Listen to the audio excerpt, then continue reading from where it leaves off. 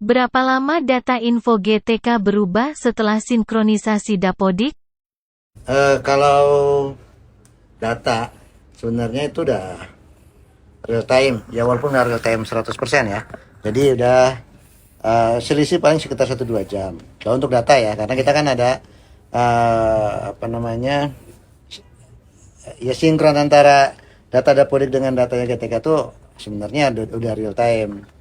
Jadi kalau orang sinkron di sekolah masuk server Dapodik, maka ya 1-2 jam kemudian juga akan masuk juga ke servernya GTK. Tapi kalau untuk kepentingan tunjangan profesi kan tidak sekedar sinkron. Di sana ada proses validasi yang harus dilakukan. Nah, kalau yang ditanya ini adalah berapa lama sih sinkronnya ke GTK? Ya, paling selisih 2-3 jam. Itu kalau pertanyaannya itu.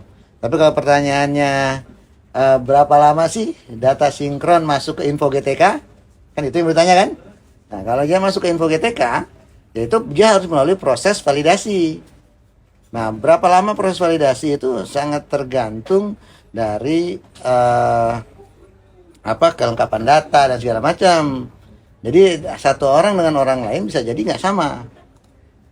Karena kalau pada saat ada orang yang masuk datanya, terus dia diproses validasi,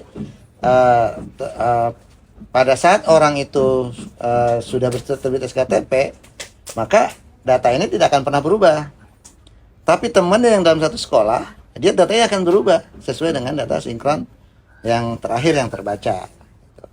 Makanya nggak jadi patokan utama itu itunya ya. Tapi kalau prosesnya, berapa lama prosesnya yang dilakukan untuk proses validasi, ya ini antara 3 hari sampai 7 hari.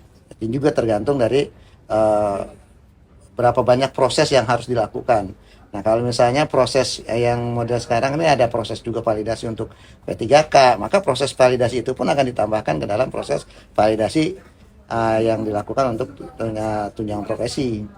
Karena itu saling keterkaitan.